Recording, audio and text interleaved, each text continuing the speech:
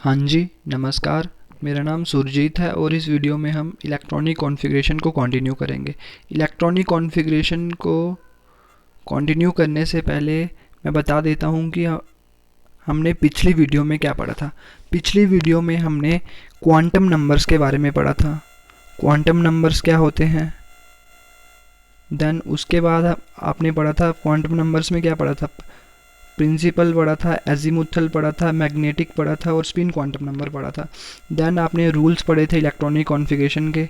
तो ये सारे के सारे आप लोगों ने चीज़ें पढ़ ली थी। रूल्स में क्या पढ़ा था, अवव रूल पढ़ा था, पॉली रूल पढ़ा था और हुंस रूल पढ़ा था। ब्रीफ में मैंने आप लोगों को बता दिया था कि हाँ भाई ये क्या क्या चीज़ें होती हैं। तो इतनी ही चीज़ आप लोगों को पता होनी चाहिए। मैं आपको एक बात बता देना चाहता हूँ कि अभी तक हमने इलेक्ट्रॉनिक कॉन्फ़िगरेशन स्टार्ट नहीं करी है, ठीक है ना। इलेक्ट्रॉनिक कॉन्फ़िगरेशन पर अभी तक हम नहीं पहुँचे हैं।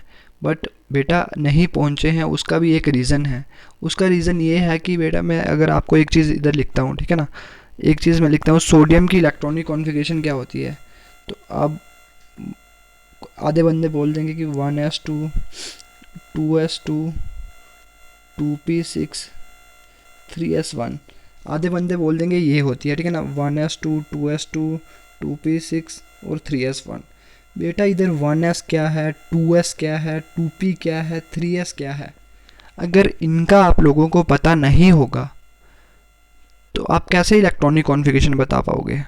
तो आपको क्या फ़ायदा हुआ इलेक्ट्रॉनिक कॉन्फ़िगरेशन, आपने नंबर भी ले लिया एग्ज़ाम में, ठीक है ना, सब कुछ आपको पता लग गया कि हाँ भाई पता नहीं लगा, मतलब आपने 1s 2s पेपर में तो लिख के आ गए बट आपको पता ही नहीं होगा ये सब शेल है, ऑर्बिटल है, क्या कहानी है इसकी। तब कोई फ़ायदा थोड़ी ना है पढ़ाई करने का, तब आप पढ़ाई करने का कोई फ़ायदा नहीं है, ठीक है ना। तो दैट्स वाई ये मैं आपको बेसिक्स पढ़ा रहा हूँ, जैसे क्वांटम नंबर्स और रूल्स इलेक्ट्रॉनिक कॉन्फ़िगरेशन ये पढ़ाना बहुत ज़रूरी है, ठीक है ना। अगर इनके बारे में आप लोगों को पता नहीं होगा देन आप लोगों को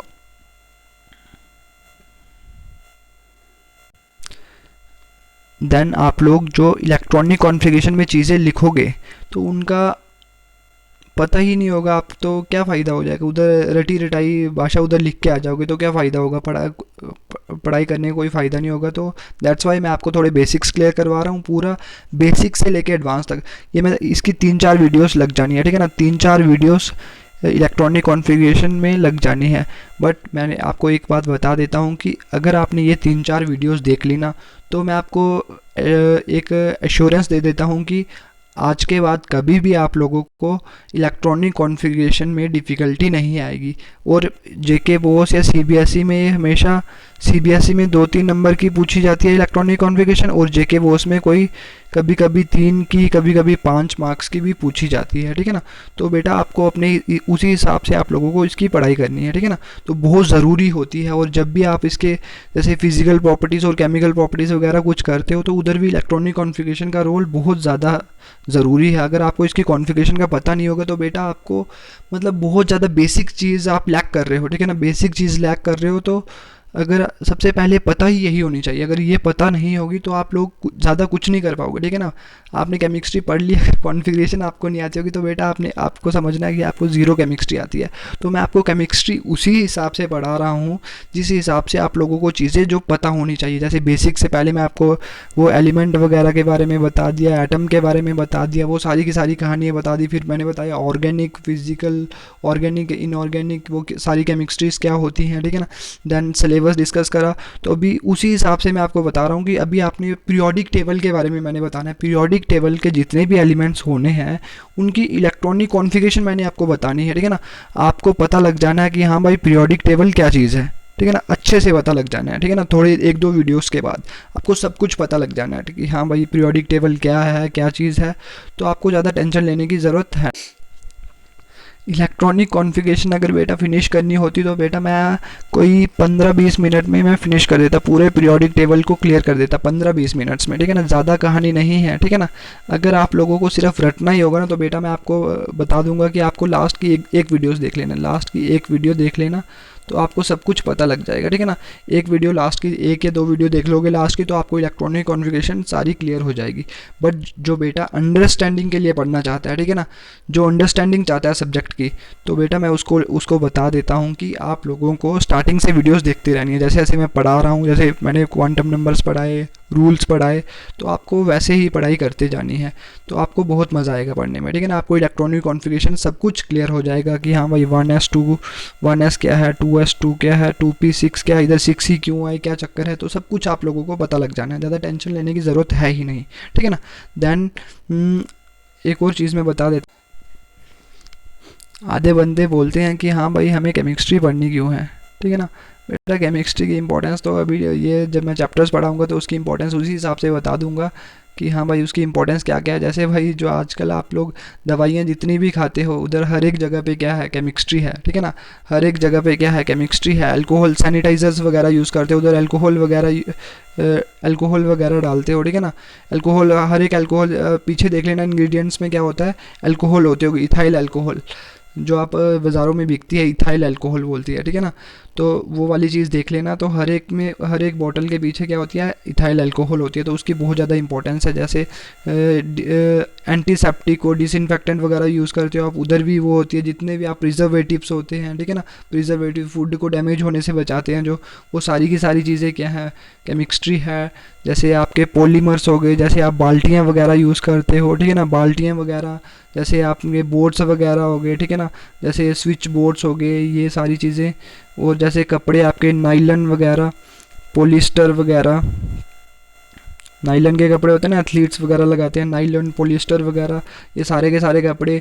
जैसे आप जब भी कोई खाना खाते हो, जब भी कोई पैक्ड आइटम लेते हो, उधर लिखा होता है पीछे कार्बोहाइड्रेट्स कितना है, प्रोटीन कितना है, फैट कितना है, तो ये सारी की सारी चीज़ें उधर लिखी होती है। ये सारी की सारी चीज़ें आप लोग केमिस्ट्री में पढ़ोगे, ठीक है ना। तो इसलिए बेटा और भी आपको चीज़ें पता लग जाएंगी। जैसे बैटरीज होती हैं, ठीक है, इन्वर्टर की बैटरी होती है, गाड़ियों की बैटरी होती है, उनका भी वो भी चीज़ें आपने बनानी है। जैसे सेल्स होते हैं, छोटे छोटे सेल्स होते हैं, उनकी बैटरीज होती हैं, तो वो भी आप लोगों ने केमिस्ट्री में पढ़नी है।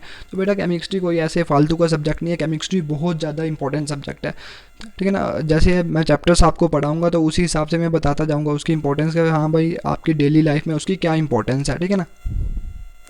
एक और चीज़ आपको बता देता हूँ कि अगर देखिए ये वाली केमिस्ट्री अगर आपने अच्छे से पढ़ ली, 11वीं 12वीं की केमिस्ट्री, तो बेटा आप ज़ीरो से हीरो बन जाओगे, ठीक है ना। ज़ीरो से हीरो, ज़ीरो से हीरो कैसे बन जाओगे, ठीक है ना। देखिए बेटे आप बड़ा एग्ज़ाम कोई क्रैक कर लोगे, जैसे नीट का एग्ज़ाम होता है एमबीबीएस के लिए, ठीक है ना, एमबीबीएस के लिए। तो उधर क्या होता है, एक होती है फिजिक्स होती है, केमिस्ट्री होती है और बायो होती है, ठीक है ना। तो एक केमिस्ट्री भी सब्जेक्ट है, ठीक है ना। केमिस्ट्री बंदों के लिए बहुत ज़्यादा डिफिकल्ट होता है, बट बेटा जैसे जैसे मैं पढ़ा रहा हूँ वैसे वैसे अगर आप लोग पढ़ते गए तो बेटा आपको केमिस्ट्री में डिफ़िकल्टी नहीं आएगी, ठीक है ना। ठीक है ना। तो केमिस्ट्री आप लोगों से आसानी से हो जानी है, तो आपके अच्छे मार्क्स आ जाने हैं, आपने डॉक्टर बन जाना है, ठीक है। डॉक्टर आपको पता है कि हाँ भाई बंदे लेते ही मेडिकल इसलिए ताकि वो डॉक्टर बन जाए। तो अगर आप डॉक्टर बन जाओ तो आप सक्सेसफुल आदमी बन जाना है आप लोगों ने, ठीक है ना। और जिन्होंने बेटा जो इंजीनियर बनना चाहते हैं, ठीक है ना,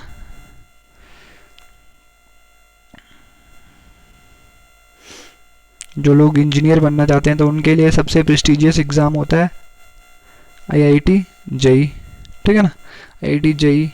तो उधर भी बेटा केमिस्ट्री होती है, उधर फिजिक्स केमिस्ट्री और मैथ होती है, फिजिक्स केमिस्ट्री और मैथ, फिजिक्स केमिस्ट्री और मैथ, फिजिक्स केमिस्ट्री और मैथ होती है, ठीक है ना।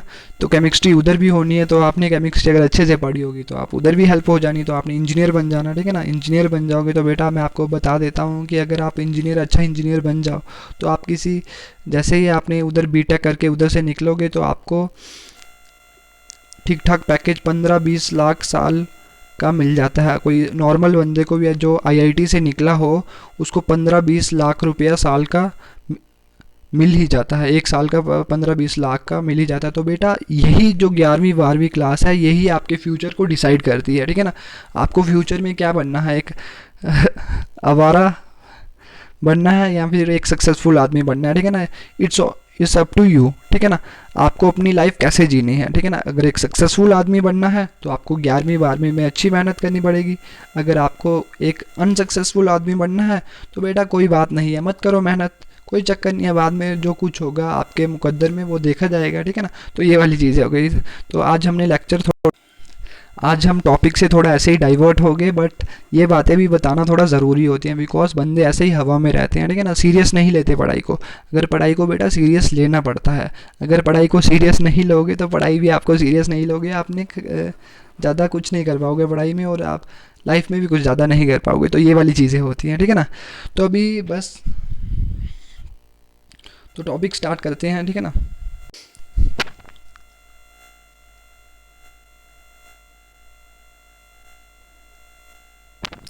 तो टॉपिक स्टार्ट करते हैं। मैं आपको विजुअलाइज करवा देता हूँ कि जैसे टॉपिक को विजुअलाइज कैसे करते हैं। बेटा मैंने आपको बोला था कि एटम क्या होता है। एटम क्या होता है, माइक्रोस्कोपिक चीज़ है, ठीक है ना। एटम क्या है, एक माइक्रोस्कोपिक है, उसको आप देख नहीं पाते हैं, ठीक है ना। It is the smallest particle of the matter which can not be divided further, ठीक है ना, विच इज़ इंडिविजिबल, ठीक है ना। वो इंडिविजिबल है, उसको आप नहीं तोड़ नहीं सकते, और बट उसमें सब एटॉमिक पार्टिकल्स होते हैं, कौन से, इलेक्ट्रॉन्स, प्रोटॉन्स और न्यूट्रॉन्स, ये चीज़ें उधर होती हैं उसके बीच में। तो मेरे को एक चीज़ बताओ, जब आप एटम को ही नहीं देख पाओगे तो इलेक्ट्रॉन, प्रोटॉन और न्यूट्रॉन को कभी देख पाओगे? तो नहीं देख पाओगे, ठीक है ना। तो मैं आपको बता देता हूँ कि जैसे एक बड़ी दुनिया है, ठीक है ना, बड़ी दुनिया में आप किसकी, गाड़ियों की मोशन के बारे में पढ़ते हो, ठीक है ना, ये सारी की सारी मोशन के बारे में पढ़ते हो। गाड़ियों की मोशन हो गई, ठीक है ना, जैसे एरोप्लेन्स की मोशन हो गई, जैसे रॉकेट्स वगैरह चलते हैं फिजिक्स में, आप उन सारी बड़ी बड़ी चीज़ों की मोशन के बारे में पढ़ते हो। वैसे ही बेटा एक छोटी दुनिया है, ठीक है ना, माइक्रो लेवल की दुनिया है, जहाँ पे हम एटम्स, मॉलिक्यूल्स के बारे में डील करते हैं, उसको हम बोलते हैं क्वांटम, क्वांटम फिजिक्स और क्वांटम केमिस्ट्री, क्वांटम फिजिक्स और क्वांटम केमिस्ट्री, क्वांटम फिजिक्स और क्वांटम केमिस्ट्री होती है, ठीक है ना। उधर हम इन छोटे छोटे पार्टिकल्स के बारे में पता करते हैं, ठीक है ना। तो इनके लिए हमारे बहुत ही खतरनाक वाले माइक्रोस्कोप्स होते हैं, ठीक है ना, उनकी इलेक्ट्रॉन माइक्रोस्कोप्स वगैरह होते हैं, तो उनकी वजह से उनकी इलेक्ट्रॉन्स वगैरह की मोशन की स्टडी हम उसी से करते हैं, ठीक है ना। तो इनमें कुछ अलग सी चीज़ें होती हैं, ठीक है ना। तो बस इतनी चीज़ मैं आपको बता देता हूँ। जैसे खुद इमेजिन करो कि आप कभी इलेक्ट्रॉन को देख पाओगे? बेटा नहीं देख पाओगे उसको, तो उसकी मोशन को कैसे देख पाओगे भाई? कैसे, वो इतना छोटा है भाई, जिस चीज़ को आप देख ही नहीं पा रहे तो उसकी मोशन के कैसे पता करोगे? तो बेटा मैंने आपको पहले ही बताया था कि आपको अगर ऐसे वाले सब्जेक्ट, साइंस के सब्जेक्ट्स पढ़ने हो तो आपको विजुअलाइज करना चाहिए, थोड़ा अपने दिमाग में सोच सको कि हाँ भाई कुछ ऐसे ऐसे हो सकती हैं चीज़ें, ठीक है ना। तो वैसी ही चीज़ इधर आप समझ लो, ठीक है ना। विजुअलाइज करो कि हाँ भाई एक एटम है, उसके बीच में इलेक्ट्रॉन है, वो आगे पीछे रिवॉल्व कर रहा है। बोहर ने तो ऐसा बोला था, ठीक है ना। जैसे प्लैनेट्स सन के आगे पीछे रिवॉल्व कर रहे हैं, वैसे ही जो इलेक्ट्रॉन्स हैं वो न्यूक्लियस के आगे पीछे क्या कर रहे हैं, रिवॉल्व कर रहे हैं, ठीक है ना। वैसे ही वो न्यूक्लियस के आगे पीछे क्या कर रहे हैं, रिवॉल्व कर रहे हैं, ठीक है ना। तो रिवॉल्व कर रहे हैं कहाँ पे, उनके जो पाथ्स हैं, ऑर्बिट्स हैं, ऑर्बिट्स में रिवॉल्व कर रहे हैं, ठीक है ना। डेफिनेट पाथ्स हैं जिनको आप क्या बोलते हो, शेल्स बोलते हो, डेफिनेट पाथ्स, उसको आप क्या बोलते हो, शेल्स। बोहर ने बोला था, उनको नाम दिया था आपने KLMN, या तो N इज इक्वल टू 1 2 3 4, ऐसे वाले शेल्स नाम दिया था, डेफिनेट पाथ्स थे, ठीक है ना। तो उनको आपने नाम दिया था कि KLMN, ये वाले शेल्स थे। तो आपने देखो उधर उन पाथ में जो उनके रास्ते हैं, उधर कौन मूव कर रहे हैं, इलेक्ट्रॉन मूव कर रहे हैं। तो इलेक्ट्रॉन, तो उस टाइम पे आप उसकी पोजीशन के बारे में भी बता पा रहे हो और उसकी वेलोसिटी के बारे में भी बता पा रहे हो, ठीक है ना। ये वाली चीज़ हो गई, ठीक है ना। तो बट क्या होता है, बट मैंने आपको एक चीज़ पहले भी बताई थी कि हाइजनबर्ग आ गया, उसने क्या बोला कि आप एक पर्टिकुलर टाइम पे आप किसी चीज़ की पोजीशन और वेलोसिटी, या तो वेलोसिटी और मोमेंटम पता नहीं कर पाओगे, वेलोसिटी और मोमेंटम पता नहीं कर पाओगे, ठीक है ना। या तो आप वेलोसिटी के बारे में पता कर पाओगे, या तो पोजीशन के बारे में, बट एक पर्टिकुलर टाइम पे, एक ही टाइम पे दोनों चीज़ों के बारे में आप पता नहीं कर पाओगे, ठीक है ना। तो ये वाली चीज़ हो गई। तो एक पर्टिकुलर टाइम पे दोनों चीज़ों के बारे में आप पता नहीं कर पाओगे, ओनली एक ही चीज़ के बारे में पता कर पाओगे, ठीक है ना। तो क्या हो गया कि इधर से जो आपका ये बोहर का मॉडल था, ये क्या हो गया, रिजेक्ट हो गया, रिजेक्ट हो गया। ये वाली चीज़ें मैंने आपको कल भी बताई थी, ठीक है ना। बोहर का मॉडल क्या हो गया, रिजेक्ट हो गया इधर से, बिकॉज बोहर क्या बोलता था कि डेफिनेट पाथ्स हैं, डेफिनेट पाथ्स हैं, न्यूक्लियस के आगे पीछे डेफिनेट पाथ्स हैं। उधर क्या कर रहे हैं, इलेक्ट्रॉन्स क्या कर रहे हैं, मूव कर रहे हैं, इलेक्ट्रॉन्स आगे पीछे क्या कर रहे हैं, मूव करते जा रहे हैं, ठीक है ना। इन डेफिनेट पाथ्स पे वो क्या कर रहे हैं, इलेक्ट्रॉन्स मूव करते जा रहे हैं, ठीक है ना। बट हाइजनबर्ग ने क्या बोला कि आप अगर देखो इधर मूव करते जाएंगे तो आपकी उनकी ये पोजीशन का भी पता लग गया और इसकी ये इधर इसकी वेलोसिटी का भी पता लग जाएगा। बट उसने क्या बोला कि आप एक पर्टिकुलर टाइम पे दोनों चीज़ों के बारे में पता नहीं कर पाओगे। एक माइक्रोस्कोपिक बॉडी के लिए, आपने उधर 11th क्लास में एक डेरिवेशन की होगी माइक्रोस्कोपिक बॉडी के लिए, आपने उधर देख लेना, उधर उधर से देख लेना। अगर मैं वो भी चीज़ अगर बताने लग पड़ा तो तब क्या हो जाएगा बेटा, ये बहुत ही लेंदी लेक्चर हो जाएगा, ठीक है ना। तो आप उधर से देख लेना, एक डेरिवेशन आपने करी होगी कि उधर एक पर्टिकुलर टाइम पे आप उसकी वेलोसिटी और पोजीशन के बारे में पता नहीं कर पाओगे। किसकी, एक माइक्रोस्कोपिक बॉडी की पोजीशन और वेलोसिटी, एक माइक्रोस्कोपिक बॉडी की आप एक पर्टिकुलर टाइम पे पता नहीं कर पाओगे, ठीक है ना। मैक्रो की कर सकते हो, बड़े पार्टिकल की पता कर सकते हो, बट एक माइक्रोस्कोपिक पार्टिकल की आप पोजीशन और वेलोसिटी नहीं पता कर पाओगे, ठीक है ना। तो ये वाली चीज़ हो। तो फिर बात आ गई, अगर नहीं कर पाओगे तो भाई, तो फिर बात आ जाती है कि हाँ भाई इलेक्ट्रॉन है तो है कहाँ पे। तो मैंने आपको बताया था, क्वांटम नंबर्स की कहानी बताई थी। मैंने बताया था कि क्वांटम नंबर्स क्या बताते हैं, क्वांटम नंबर्स बताते हैं एक पर्टिकुलर एटम में इलेक्ट्रॉन का एड्रेस बताते हैं। एक पर्टिकुलर एटम में क्वांटम नंबर्स क्या बताते हैं, एक इलेक्ट्रॉन का एड्रेस बताते हैं। देखो इसने भी यही बोला, क्वांटम मैकेनिक्स, इसकी अलग से डेरिवेशन है, बड़ी क्लासों में आप जाओगे तो इसकी एक 2-3 पेजों की डेरिवेशन होती है, ठीक है ना, इसकी क्वांटम मैकेनिकल मॉडल के लिए, ठीक है ना। तो अभी आपने उधर नहीं जाना है, अभी तक आपने इतनी याद रख लो कि एक नया मॉडल आया, जैसे पहले नए पिछले मॉडल्स थे वैसे ही बोहर मॉडल आया था, वैसे ही न्यू मॉडल आया। उसने क्या बोला कि क्वांटम मैकेनिकल मॉडल, जो कि आज भी माना जा रहा है, ठीक है ना, उसने बोला कि इलेक्ट्रॉन है तो ऑर्बिट्स में भी, ऑर्बिट्स में ही, ठीक है ना, इलेक्ट्रॉन्स हैं ऑर्बिट्स में ही, बट क्या हो गया, ऑर्बिट्स में क्या होते हैं, सब शेल होते हैं, और सब शेल में क्या होते हैं, ऑर्बिटल होते हैं। ऑर्बिटल में क्या होते हैं, ऑर्बिटल में इलेक्ट्रॉन पड़े होते हैं। उसने तो डायरेक्टली ऊपर ऊपर से ही बता दिया कि हाँ भाई इलेक्ट्रॉन जो है, उसने तो सीधा बोल दिया था कि भाई इलेक्ट्रॉन कहाँ पे है, ऑर्बिट में है। बट उसने क्या बोला, क्वांटम मैकेनिकल मॉडल ने क्या बोला कि जो आपके इलेक्ट्रॉन हैं वो ऑर्बिटल में है, ऑर्बिटल में है, ठीक है ना, ऑर्बिटल में है।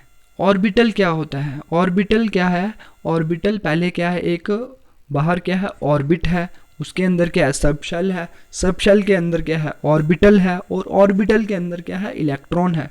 तो अभी आपको, कल मैंने आपको ये चीज़ नहीं बताई थी कि ऑर्बिटल क्या होता है। ऑर्बिटल बेटा कुछ भी नहीं है, ठीक है ना। तो अभी आपको एक चीज़ तो पता लग गई है कि आप किसी भी माइक्रोस्कोपिक बॉडी, जैसे इलेक्ट्रॉन क्या है, माइक्रोस्कोपिक बॉडी है ना, तो उसकी आप एक पर्टिकुलर टाइम पे उसकी पोजीशन और वेलोसिटी पता नहीं कर पाओगे। एक ही टाइम पे उसकी दोनों चीज़ें आप पता नहीं कर पाओगे, ठीक है ना। तो अगर आप उसकी दोनों चीज़ें पता नहीं कर पाओगे तो इसका मतलब कुछ ना कुछ अलग सी चीज़, हटके चीज़ इधर होनी है, तो ठीक है ना। तो इधर क्या कहानी आ गई, इधर हमने कहानी ऑर्बिटल को हमने क्या बोला, ऑर्बिटल में हमने क्या बोला, इट इज़ द, ये एक जगह है अराउंड द न्यूक्लियस, न्यूक्लियस के आगे पीछे एक जगह है, वियर द प्रोबेबिलिटी और the possibility, where the probability और the possibility of finding the electron is maximum. अभी देखो एग्जैक्टली उसने नहीं बताया कि उधर वो क्या है, एग्जैक्टली उसने नहीं बताया कि उधर ही इलेक्ट्रॉन है। उसने बोला कोई एक जगह है, ऐसे समझो कोई ऐसी ऐसी सी जगह है, इधर इलेक्ट्रॉन हो सकता है, इधर इलेक्ट्रॉन हो सकता है, इधर हो सकता है, इधर हो सकता है, कहीं पे भी हो सकता है। उसने सिर्फ बता दिया कि वो ऐसी स्पेस रख दी उधर। स्पेस रखने के बाद उसने बता दिया कि हाँ भाई इधर भी इलेक्ट्रॉन हो सकता है, इधर भी इलेक्ट्रॉन हो सकता है, इधर भी इलेक्ट्रॉन, कहीं पे भी इलेक्ट्रॉन हो सकता है। एक पर्टिकुलर, जैसे उसने तो बोल दिया था कि हाँ भाई ये ऑर्बिट है, इधर इलेक्ट्रॉन होगा, इधर इलेक्ट्रॉन होगा, इधर इलेक्ट्रॉन होगा, इधर इधर इधर इधर इलेक्ट्रॉन होगा। बट उसने ऑर्बिटल में क्या हुआ, ऑर्बिटल में उसने बोला कोई स्पेस है, जगह है, कोई समझो इतनी सी जगह ले ली मैंने, इतनी सी जगह ले ली, ये जगह ले ली मैंने, ठीक है ना, ये जगह ले ली, ये न्यूक्लियस समझो, ये न्यूक्लियस होगा, ठीक है ना। तो ये जगह हो गई न्यूक्लियस के आगे पीछे। तो उसने क्या बोला, ऑर्बिटल क्या है, एक जगह है around the nucleus, wear the probability of finding the nucleus, wear the probability of finding the electron is maximum, wear the probability of finding the electron is maximum, जहाँ पे इलेक्ट्रॉन के पाए जाने की क्षमता क्या है, मैक्सिमम है, ठीक है ना। तो ये वाली जगह हो गई, ठीक है ना, ये वाली ऑर्बिटल की डेफिनेशन हो गई कि मतलब ऑर्बिटल क्या है, एक जगह है अराउंड द न्यूक्लियस जहाँ पे इलेक्ट्रॉन पाए जाने की क्षमता ठीक ठाक होती है, ठीक है ना। तो ये वाली चीज़ हो गई। एग्जैक्टली उसने नहीं बताया कि हाँ भाई इधर ही है, इधर ही है, उसने बोला इधर भी से ये वाला ऑर्बिटल होगा तो इधर भी हो सकती है, इधर भी हो सकती है, इधर भी हो सकती है, इधर भी हो सकती है, कहीं पर भी हो सकती है, ठीक है ना, इलेक्ट्रॉन पाए जाने की क्षमता, ठीक है ना। ये वाली जगह ले लो तो इधर भी हो सकती है, इधर इधर इधर इधर इधर इधर कहीं पे भी हो सकती है, ठीक है ना। तो कहीं पे भी हो सकती है इलेक्ट्रॉन पाए जाने की क्षमता, तो ये वाली चीज़ हो गई, ठीक है ना। तो आपने ज़्यादा हेडेक नहीं लेनी है, इतनी चीज़ याद रख लीजिए कि वो एक जगह है around the nucleus wear the probability of finding the electron is maximum, बस इतनी सी कहानी। देखिए अभी मैं बस आपको थोड़ी चीज़ें बता देता हूँ कि जो कि आपको 12th क्लास की नोटबुक पे नोट करनी है। अभी हम एनसीईआरटी को लेंगे, ठीक है ना, रेफरेंस हम एनसीईआरटी को लेंगे, ठीक है ना।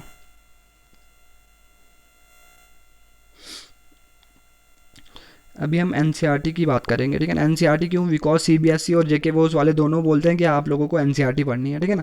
तो अभी मैं आप लोगों को चीज़ बता देता हूँ कि एनसीईआरटी में क्या लिखा हुआ, जो हमने चीज़ें पढ़ी अभी हम टैली कर लेते हैं उधर से एनसीईआरटी बुक से कि हम हमने क्या क्या चीज़ें पढ़ी और एनसीईआरटी क्या लिखते हैं उसके बारे में।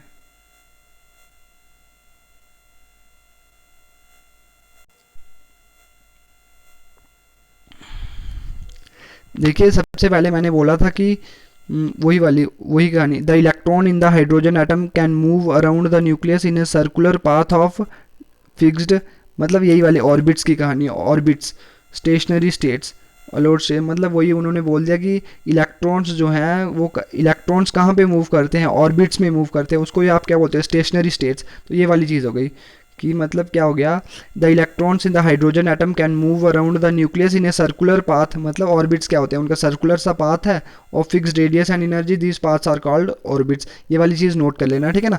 बस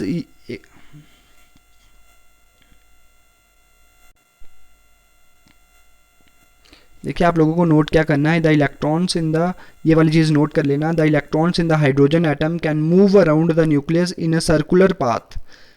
इलेक्ट्रॉन्स कहाँ पे मूव करते हैं, इन द ऑर्बिट्स। ऑर्बिट्स क्या है, सर्कुलर पाथ है, उसका एक फिक्स्ड रेडियस होगा और एनर्जी होगी, उस पाथ को क्या बोलते हैं, हम ऑर्बिट्स बोलते हैं। बस यही वाली कहानी है, ठीक है ना। तो ये वाली चीज़ हो गई। देन फिर हमने क्या चीज़ पढ़ी थी, देन फिर हमने एक और चीज़ पढ़ी थी, हाइजेनबर्ग अनसर्टेनिटी प्रिंसिपल। ये वाली चीज़ ऊपर वाली चीज़ नोट कर ली, देन हाइजेनबर्ग अनसर्टेनिटी पे जाओ, ठीक है ना।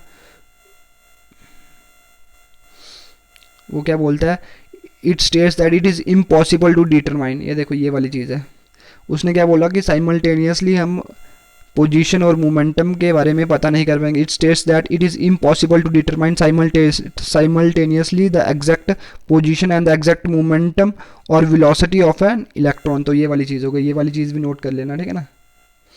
तो फिर ये वाली चीज़ भी नोट कर लेना, ठीक है ना। कौन सी चीज़, ये वाली चीज़, ये रिजल्ट आया था उसका, it rules out that existence of definite paths और trajectories of the electron and other similar parts. उसने उसको रिजेक्ट कर दिया। उसने क्या बोला कि जैसे आप बोल रहे थे, बोहर मॉडल बोल रहा था ना उसका कि हाँ भाई डेफिनेट पाथ्स है जहाँ पे इलेक्ट्रॉन मूव कर रहे हैं, ठीक है ना, तो उसको उसने क्या कर दिया, रूल्स आउट, उसने क्या कर दिया, उसको रिजेक्ट कर दिया। Existence of the definite paths, वही जो ऑर्बिट्स वाली जो कहानी थी उसको उसने क्या कर दिया, रिजेक्ट कर दिया। It rules out the existence of the definite paths और the trajectories of the electrons and other similar particles. तो ये वाली कहानी हो गई, एनसीईआरटी की कहानी है, तो आपको ये चीज़ पता होनी चाहिए, ठीक है ना। तो अच्छे से आपने 11th क्लास में पढ़ी है, बट फिर भी थोड़ा बहुत मैं आइडिया आपको दे रहा हूँ, ठीक है ना।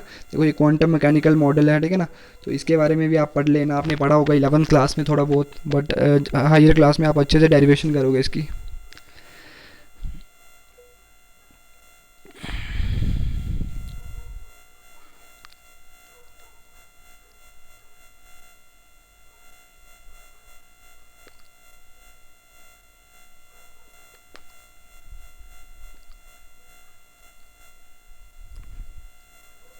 अभी देखते हैं, थोड़ा आगे और जाते हैं नीचे। देखिए ये वाला हो गया principal quantum number. Principal quantum number क्या हो गया, एंड ये शेल के बारे में बताता है आपको, ठीक है ना। यही हो गया कौन सा शेल, कौन कौन से शेल्स पॉसिबल हो सकते हैं। एक तो हो सकता है KLMN, ये वाले शेल्स पॉसिबल हो सकते हैं। मैंने कल आपको चीज़ बता दी थी, ठीक है ना, ये वाले शेल्स पॉसिबल हो सकते हैं। एजीमुथल क्वांटम नंबर, ये आपको किसके, सब शेल के बारे में बताता है, ठीक है ना। एजीमुथल क्वांटम नंबर आपको सब शेल के बारे में बताता है, ठीक है ना। तो मैंने आपको बताया था कि 0 to n-1 इसका फॉर्मूला था। तो अगर n की वैल्यू 1 होगी, 0 to n-1, तो क्या हो जाएगा 0, l की वैल्यू क्या आ गई 0, तो बस एक ही इसका सब शेल पॉसिबल है, कौन सा, ये वाला 0 वाला। अगर n की वैल्यू 2 होगी, 0 to n-1, 0 to 1, तो 0 और 1 वाले सब शेल इसके पॉसिबल। अगर n की वैल्यू 3 हो जाएगी तो 0 to n-3, तो 0 to 2 हो जाएगा, 0 1 2, ये वाले सब शेल पॉसिबल हो गए, ठीक है ना। अगर l की वैल्यू 0 हो तो हम डिनोट करते हैं, उसकी नोटेशन कौन सी है, नोटेशन है उसकी s। अगर 1 होगा तो p, अगर 2 होगा तो d, 3 होगा तो f, 4 होगा तो g। तो ये वाली उसकी नोटेशन है, ये वाली चीज़ आप लोगों को याद कर लेनी है, ठीक है ना। देन ये वाली चीज़ भी याद कर लेना, ठीक है ना। जैसे n की वैल्यू, अगर ये कौन सा प्रिंसिपल क्वांटम नंबर, ये वाली चीज़ इंपॉर्टेंट है, इसको याद कर लो, ठीक है ना। अगर n की वैल्यू 1 होगी और l की वैल्यू 0 होगी तो 1s। 1 का मतलब इधर क्या है, 1 का मतलब है फर्स्ट शेल, और l 0 का मतलब क्या था, नोटेशन मैंने ऊपर बता दिया। अगर 0 होगा तो इधर से सब शेल कौन सा हो जाना है, s। तो ये वाली चीज़ हो गई, ठीक है ना। अगर n की वैल्यू क्या होगी 2 और l की वैल्यू 0 हो जाए तो क्या हो जाएगा 2s। सिंपल सी कहानी है, ठीक है ना।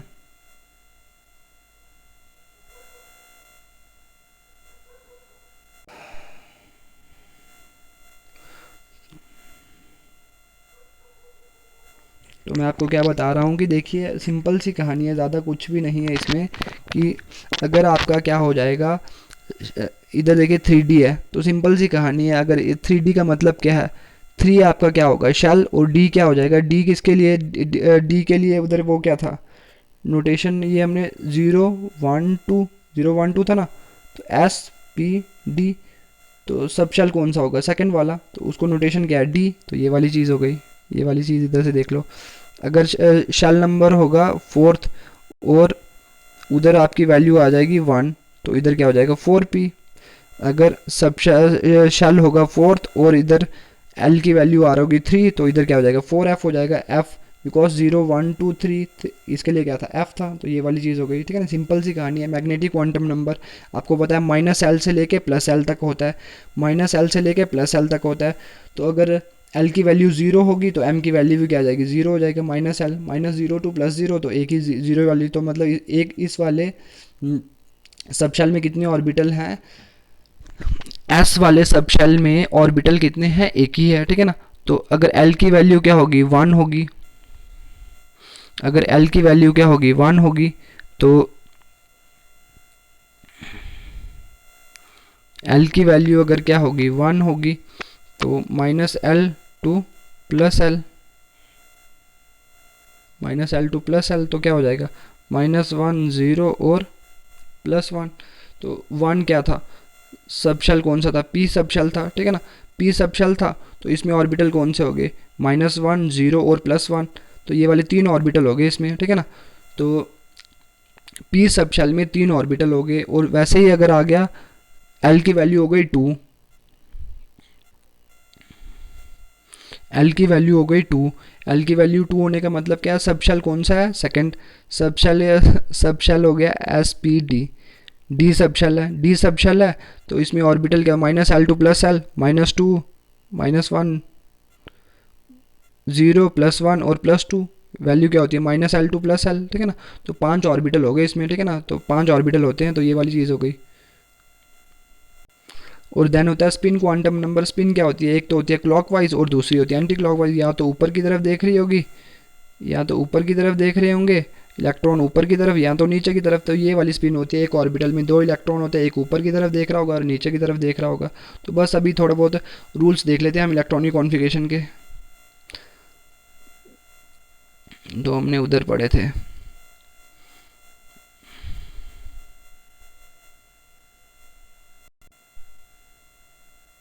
रूल्स हैं जो इलेक्ट्रॉनिक कॉन्फ़िगरेशन, वो ये फर्स्ट है अफबाउ रूल। अफबाउ रूल ये वाला हो गया, ठीक है ना। अफबाउ रूल में क्या है, ऑर्बिटल्स क्या हो गया, इधर लिखा हुआ है क्या, orbitals are filled in order of their increasing energy in the ground state of the atoms orbitals are filled in order of their increasing energy। बस यही वाली कहानी है इधर, ठीक है ना। तो इधर आप क्या करते हो, जैसे 1s ऑर्बिटल हो गया, फर्स्ट क्या है शेल है और s क्या है, s क्या है सब शेल है। तो वैल्यू ऑफ l की कितनी होगी 0, तो इसको प्लस करो 0 प्लस 1, तो इधर क्या हो जाए 1 1 हो जाएगा, ठीक है ना। और इधर क्या 2 प्लस 0, इधर क्या हो जाएगा 2। तो इन दोनों को हमने n प्लस एल को प्लस करते जाना है, ठीक है ना। n प्लस सभी के केस में जितने भी ऑर्बिटल होंगे सभी के केस में क्या करते जाना है, इनको प्लस करते जाना है, ठीक है ना। तो जिसकी कम होगी पहले उसको फिल करना है और जिसकी ज़्यादा होगी उसके बाद उसको फिल करते जाना है, ठीक है ना। तो ये वाली चीज़ हो गई। जैसे अभी इन दोनों की बराबर आ रही है, तो अभी आप बोलोगे पहले इसको फिल करोगे कि पहले इसको फिल करोगे। तो इसमें क्या देखना है आपको, इसमें आपको देखना है शेल, इसमें आपको n की वैल्यू देखनी है। n की वैल्यू जिसकी कम होगी पहले आप लोगों को उसको फिल करना है, ठीक है ना। पहले आप लोगों को उसको फिल करना है, ठीक है ना, देन उसके बाद बाकियों को। तो ये वाली चीज़ हो गई, ठीक है ना। तो ये देखिए पहले इधर क्या है 3 है, n की वैल्यू इधर क्या है 2 और इधर क्या है 3। पहले आपको क्या 2p को फिल करना है, देन क्या करना है आप लोगों को इसको फिल करना है। तो ये वाली चीज़ हो गई, ठीक है ना। तो ये देखिए ये वाली चीज़ आप नोट कर लेना, ठीक है ना, ये बहुत ज़रूरी चीज़ है। 1s, ये वाली चीज़ 1s, पहले आप 1s को फिल करोगे, फिर देखिए ऊपर की तरफ ये जा रहा है ऐसे, फिर 2s को, देन 2p को, फिर 3s को, फिर 3p को, फिर 4 4s को, देन 3d को, फिर 4p को, 5s को, ऐसे। ये वाली चीज़ अगर आपने बेटा याद कर ली तो मेरे को नहीं लगता कि इलेक्ट्रॉनिक कॉन्फ़िगरेशन करने में कभी भी आपको डिफ़िकल्टी आएगी। तो बेटा इसको प्लीज़ नोट कर दो, नोट कर लो इसको, अच्छे से लिख दो इसको, ठीक है ना। तो ये वाली चीज़ आपके लिए बहुत ज़्यादा हेल्पफुल होगी। 1s ऐसे ऐसे करके ये वाली चीज़ याद कर लेना, ऐसे ऐसे करके आप जाते जाते हो, ठीक है ना। तो ये वाली चीज़ आपके लिए बहुत ज़्यादा हेल्पफुल होगी। Then Pauli's rule, Pauli's rule ये वाली चीज़ उधर लिख दो। ओनली, ये वाली चीज़ मैंने आपको कल बता दी, only 2 electrons exist in the same orbital and these have the opposite spin. एक ऑर्बिटल में 2 इलेक्ट्रॉन होते हैं और उनकी स्पिन क्या होती है, अपोजिट होती है। ये वाली चीज़ भी नोट कर लो, ठीक है ना। देन क्या हो गया हुन्स रूल। हुन्स रूल क्या बोलता है, पेयरिंग आप तब तक नहीं करोगे जब तक क्या हो जाता है, आपका हर एक ऑर्बिटल क्या हो जाता है, सिंगली ऑक्यूपाई नहीं हो जाता, ठीक है ना। ऐसे ऐसे ऐसे फिलिंग करनी है, ठीक है ना, फिर पेयरिंग करनी है ऐसे ऐसे, ना कि ऐसे पेयरिंग पेयरिंग, ये पेयरिंग करते के ऐसे पेयरिंग नहीं करनी है आपको, ठीक है ना। वही इन्होंने लिखा हुआ है, pairing of electrons in the orbitals belonging to the same subshell does not takes place until each orbital belonging to that subshell has got 1 electron each, it is singly occupied. बस ये वाली चीज़ें जो मैंने आपको बताई, तो ये वाली चीज़ें आप लोग नोट कर लेना, ठीक है ना। तो ये वाली चीज़ हो गई। थोड़ा भी मैं आपको पीरियोडिक टेबल के बारे में थोड़ा बता देता हूँ, ठीक है ना। पीरियोडिक टेबल में क्या चीज़ है, तो बेटे देखिए ये वाला पीरियोडिक टेबल जो आपको दिख रहा है, ये सारे के सारे एलिमेंट्स आप लोगों को क्या करने हैं, याद करने हैं, ठीक है ना। ये देखिए आप लोगों ने याद कौन कौन से कर लिए होंगे, ठीक है ना। ये वाले कर लिए होंगे, ठीक है ना, ये वाले 2, ग्रुप 1 और ग्रुप 2, इसको बोलते हैं एस ब्लॉक। ये ग्रुप 13 और ग्रुप 14 ये वाले भी कर लिए होंगे, जैसे ये वाला कर लिया ना, lithium, sodium, potassium, rubidium, caesium, francium, ठीक है ना। Beryllium, magnesium, calcium, strontium, barium, ये वाली चीज़ भी आपने कर ली थी, ठीक है ना। Boron, aluminium, gallium, indium, thallium, ये वाली चीज़ भी कर ली थी। Carbon, silicon, germanium, tin, lead, ठीक है ना। ये वाले आपके 11th क्लास के टॉपिक्स हैं। 11th क्लास के ये एस ब्लॉक था और ये था पी ब्लॉक। तो ये वाला भी जो है, ये वाला भी पी ब्लॉक है आपका। इसमें कौन सा आ जाएगा, 15, 16, 17, 18, ग्रुप 15, 16, 17, 18। और ये वाला चीज़ ये आता डी ब्लॉक आपका, ये है आपका डी ब्लॉक। तो इसको इसको और इसको भी याद करना है। और ये वाला नीचे वाला होता है आपका एफ ब्लॉक, ठीक है ना। तो इसको भी सारे के सारे एलिमेंट्स को आप लोगों को याद करना पड़ेगा। थोड़ी सी कहानी में आपको एक और चीज़ बता देता हूँ, चलो वो कल ही बताएंगे, ठीक है ना। आपने बोलना ज़्यादा हो गया कुछ, ठीक है ना। तो सॉरी, इतना ज़्यादा लेक्चर बड़ा हो गया, बट करना तो पड़ेगा मेहनत। अगर अगर आपने सोचा है कुछ करने के लिए तो आपको कुछ ना कुछ एक्स्ट्रा करना पड़ेगा। बाकी वो जो बाकी नहीं कर रहे हैं वो आप लोगों को कुछ करना पड़ेगा अगर कुछ करना है तो, ठीक है ना। आज फिर हम इलेक्ट्रॉनिक कॉन्फ़िगरेशन जल्दी से ख़त्म कर लेंगे, बट कल हम इधर से ही स्टार्ट करेंगे, ठीक है ना।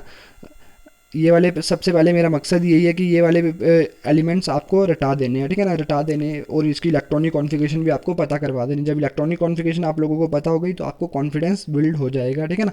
अगर आप देखो, एक तरीका होता है पढ़ने का। पीरियोडिक टेबल, ऐसे बंदे बोलते पीरियोडिक टेबल के एलिमेंट्स को याद कर लो, बट बेटा ऐसे याद करोगे कि हाँ ऐसे ऐसे ऐसे ऐसे ऐसे ऐसे ऐसे याद करोगे, रैंडमली याद करोगे तो क्या हो जाना है, मुश्किल हो जाना है। बट एक तरीके से याद करोगे, ठीक है ना। जैसे एस ब्लॉक हो गया, पी ब्लॉक हो गया, डी हो गया और नीचे वाला एफ ब्लॉक हो गया, ऐसे ऐसे याद करोगे तो बेटा आसानी से आप लोगों ने याद कर लेना है पीरियोडिक टेबल को, ठीक है ना। ये एस हो गया, ये पी हो गया, डी हो गया, एफ हो गया, तो आसानी से आप लोग कर लोगे, ठीक है ना। तो रैंडमली नहीं करना है, थोड़ा समझ के करनी है चीज़, तो आपको सब कुछ आसानी से हो जानी है चीज़। Okay, thank you.